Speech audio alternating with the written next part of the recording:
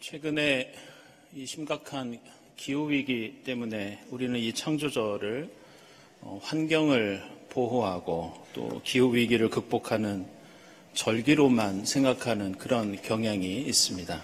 물론 이 창조절의 다른 무엇보다 하나님의 창조 질서를 보존하는 것이 가장 중요한 문제가 되었지만 사실 생각해 보면 창조절에는 더 깊고 넓은 의미가 담겨 있습니다. 그것은 이 우주 만물은 하나님이 창조하시고 통치하고 계신다는 것, 그것을 깨닫고 고백하는 절기가 바로 창조절입니다. 그리고 우리 인간은 그저 피조물에 불과하며 이 땅에 하나님 나라를 이루어야 할 책임과 사명이 있다는 것, 이것이 창조절에 담겨 있는 중요한 뜻입니다. 따라서 창조절은 내 가정과 내가 속한 공동체 속에 어떻게 하면 하나님 나라를 이루며 살 것인지 고민하면서 작은 것이라도 실천하는 것이 창조의 절기입니다. 오늘 창세기 50장은 믿음의 조상 야곱이 죽은 다음에 아들 요셉이 형들과 다시 화해하는 그런 장면입니다. 아시는 것처럼 요셉의 형들은 요셉을 이집트 상인들에게 팔아넘기지만 요셉은 하나님의 기적과 은혜로 수많은 위기를 넘겼고 나중에는 이집트의 총리가 됩니다. 이미 창세기 45장에서 요셉은 형들과 다시 만나게 되면서 형들이 자신에게 저질렀던 극악무도한 잘못들을 조건 없이 용서해 준 적이 있었습니다.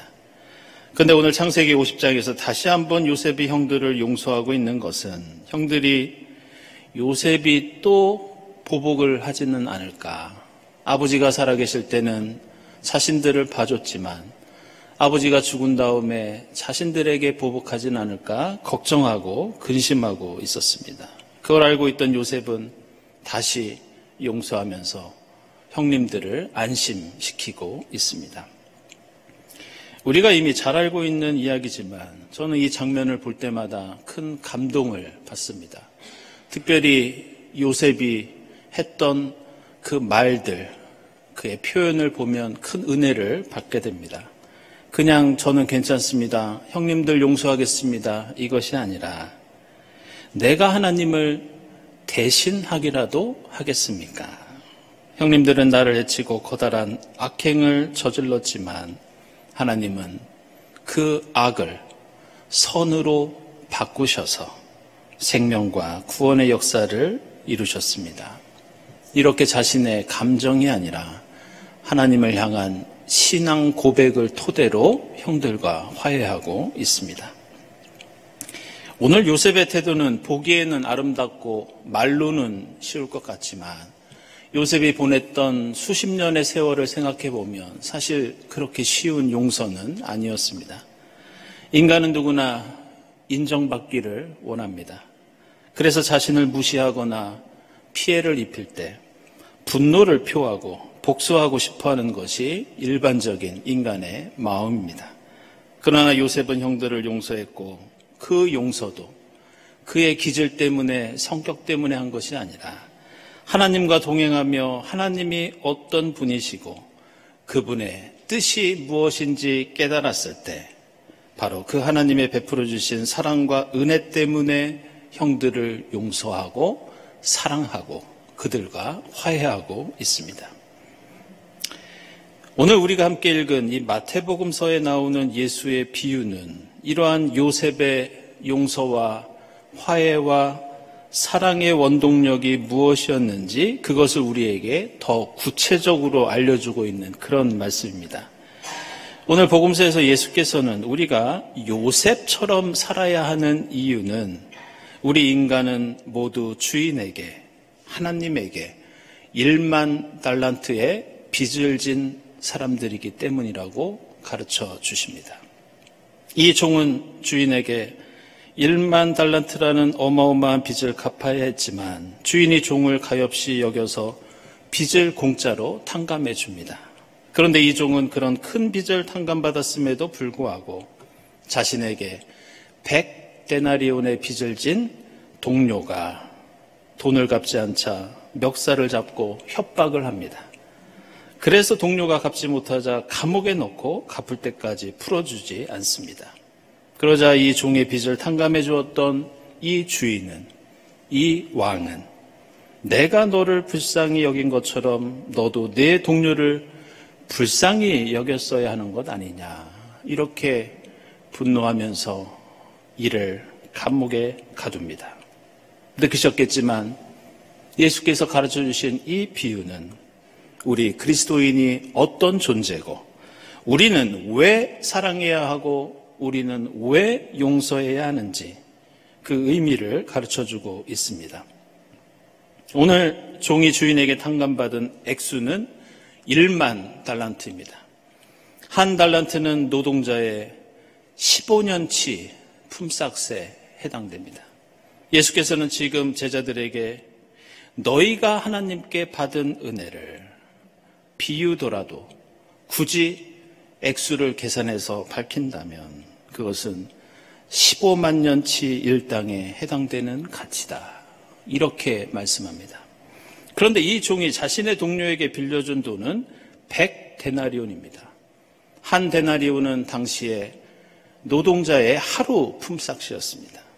그래서 이 종이 친구에게 베푼 호의와 사랑은 노동자 100일치 일당에 해당하는 그런 금액이었습니다. 오늘 창세기에서 요셉은 자신이 하나님께 1만 달란트만큼의 은혜를 받았다고 생각했을 겁니다. 그리고 형들이 자신에게 저지른 잘못은 비록 자신을 죽음의 위기로 몰아넣었다 하더라도 그것은 100데나리온에 불과한 것이기 때문에 내가 이렇게 하나님께 큰 은혜를 입었는데 어떻게 형들이 저지른 잘못을 자신이 복수할 수 있겠느냐고 고백하는 것이 오늘 창세기 50장의 내용입니다. 그래서 오늘 말씀들은 우리에게 가르쳐 줍니다. 우리 인간은, 우리 그리스도인은 하나님으로부터 엄청난 사랑의 빚을 지고 있다. 예수를 통해 영원한 생명을 베풀어 주신 그 사랑, 그래서 우리는 원수까지도 사랑할 수 있고 또 원수까지도 사랑해야 하는 사랑의 책임과 사명을 갖고 있다는 뜻이 오늘 말씀 속에 담겨 있습니다. 이런 이유로 우리는 주님이 가르쳐 주신 기도를 통해서 매일 이런 고백과 간구를 드립니다. 우리가 우리에게 죄 지은 자를 사하여 준 것 같이 우리 죄를 사하여 주시옵소서. 그런데 우리는 오늘 이 세 본문의 말씀들을 보면서 이것이 한 가정에 있었던 아름다운 미담이나 혹은 제자들에게 개인적으로 말씀해 주신 개인의 윤리 덕목으로 생각할 수 있습니다. 그러나 생각보다 오늘 말씀은 성경 전체에서 그리고 그리스도교 신앙 전체를 관통하는 거시적이고 역사적인 그런 의미를 담고 있습니다. 오늘 요셉의 용서와 화해가 나오는 창세기 50장은 창세기의 마지막 장입니다. 그래서 창세기 전체의 결론을 담고 있습니다. 그 결론은 한마디로 인간이 저지르는 악을 하나님께서는 선하게 바꾸신다. 바로 이것이 창세기 전체의 결론이자 주제입니다. 오늘 창세기 50장의 결론을 제대로 이해하기 위해서는 창세기의 앞부분부터 지금까지 도대체 무슨 일이 있어 왔는지 살펴봐야 합니다.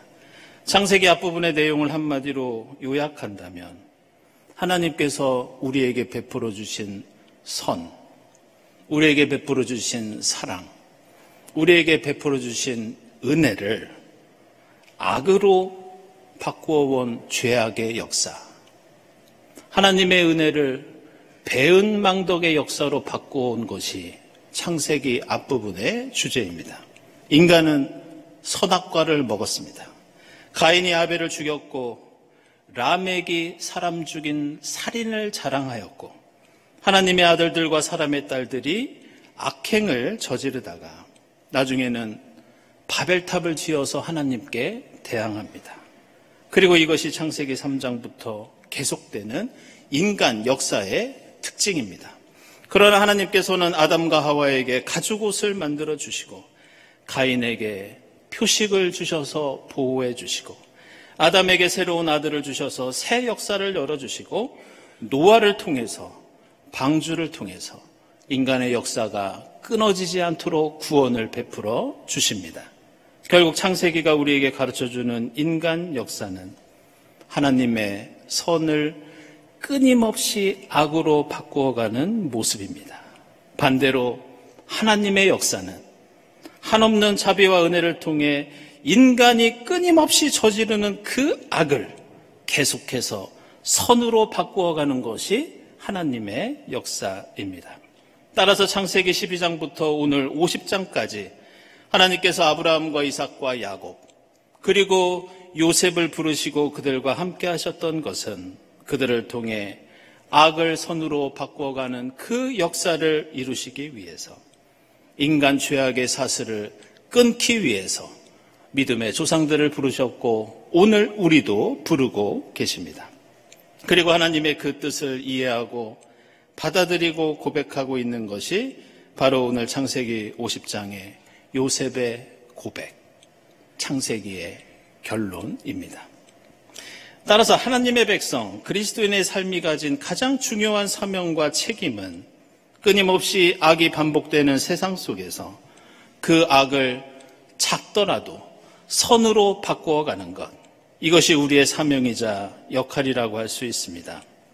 그렇다면 우리는 어떤 마음과 태도와 어떤 방법으로 이러한 사명을 결단하고 실천할 수 있는가? 이 문제에 대해서 우리에게 중요한 점을 일깨워주는 그 영화 한 편이 있어서 그 영화를 여러분에게 소개해드리고 말씀을 마칠까 합니다. 제가 개인적으로 좋아하는 영화 감독 중에 이 캐나다 출신의 이 드니 빌레브라고 하는 감독이 있습니다.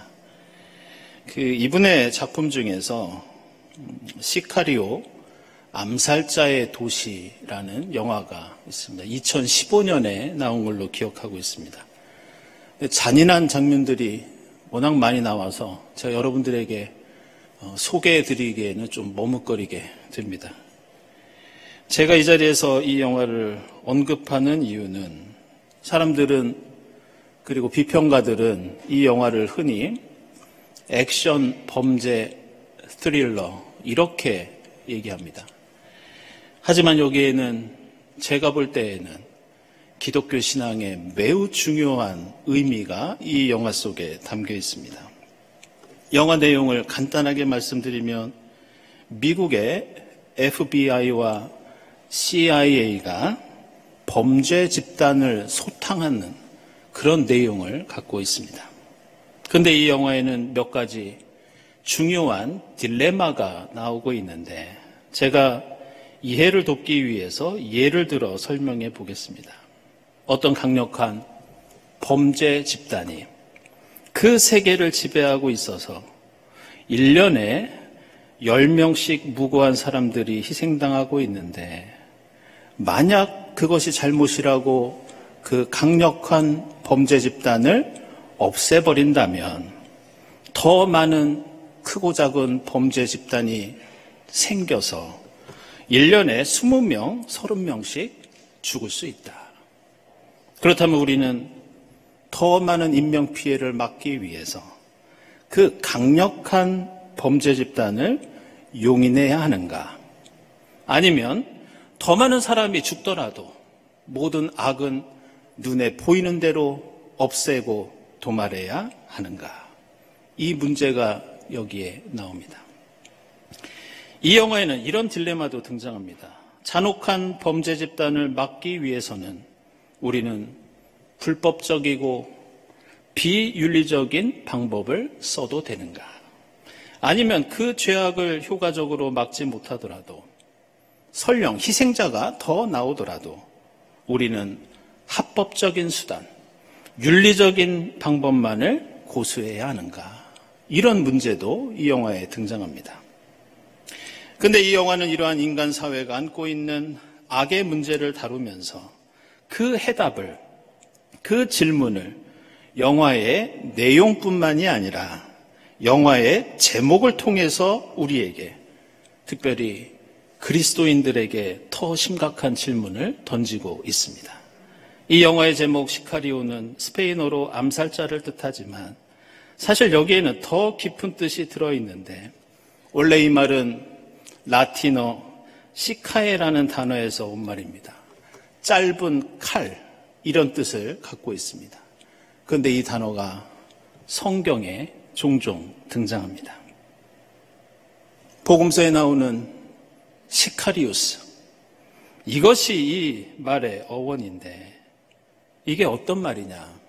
예수 시대에 주머니에 칼을 들고 다니면서 로마의 관리들을 죽이고 로마 사람들을 해치고 다녔던 젤로 땅, 예수의 제자 중에 시몬이 몸담고 있었던 열심당원, 이것이 바로 시카리우스입니다.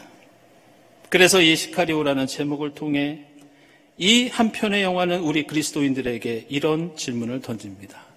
당신들은 이 악이 가득한 세상 속에서 그 악을 없애기 위해서 어떤 방법, 어떤 수단, 어떤 해답을 갖고 있습니까?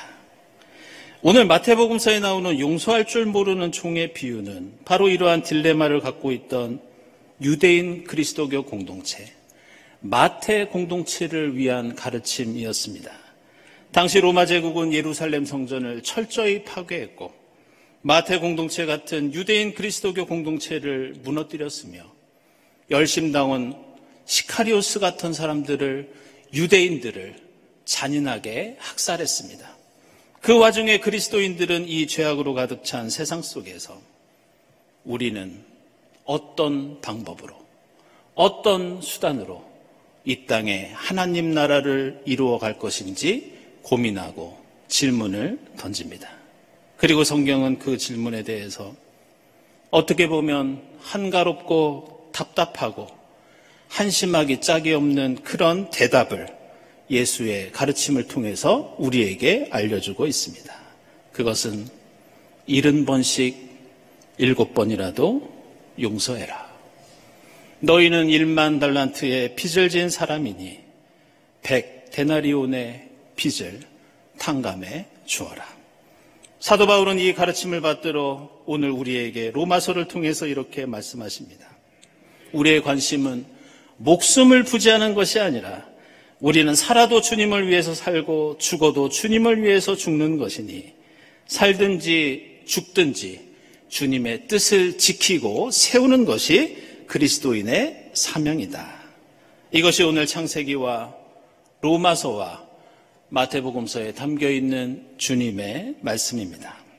사랑하는 여러분, 오늘 요셉의 이야기는 겉으로 볼 때에는 한 가정에서 일어난 형제들 사이에 훈훈한 미담 같지만 사실은 엄청난 의미를 가진 사건이었습니다. 요셉의 이 용서와 화해는 하나님의 구원 역사가 창세기에서 출애굽기로 이어지도록 역할을 했고, 이스라엘이라는 국가와 야훼 하나님을 믿는 신앙이 출범하게 된 계기가 된 것이 요셉의 작은 용서와 화해였습니다. 우리가 일상생활에서 맞닥뜨리는 크고 작은 죄악과 슬픔과 고통의 현실 속에서 우리 그리스도인은 어떻게 살아야 할 것인가? 다른 무엇보다 여러분들이 때마다 실천하는 작고 소박한 사랑을 과소평가하지 마시기 바랍니다. 1만 달란트짜리 사랑의 빚을 진 자들로서 용서하고 화해하며 조금씩 주님의 뜻을 이 땅에 세워갈 수 있기를 바랍니다. 그럴 때 그 작은 실천을 통해서 우리 가정과 교회와 이 사회에 악이 선으로 변화되는 그 역사가 더욱 풍성하게 흘러넘치게 될 줄로 믿습니다. 기도하겠습니다. 하나님, 예수 그리스도를 통해 저희의 죄를 사해 주시고 생명과 구원을 베풀어 주시니 감사합니다. 주님의 한없는 사랑에 빚을 지은 자들로서 이 땅에서 악을 손으로 이기고 변화시키면서 주님 나라를 이루어가도록 인도해 주시옵소서. 예수 그리스도의 이름으로 기도드리옵나이다. 아멘.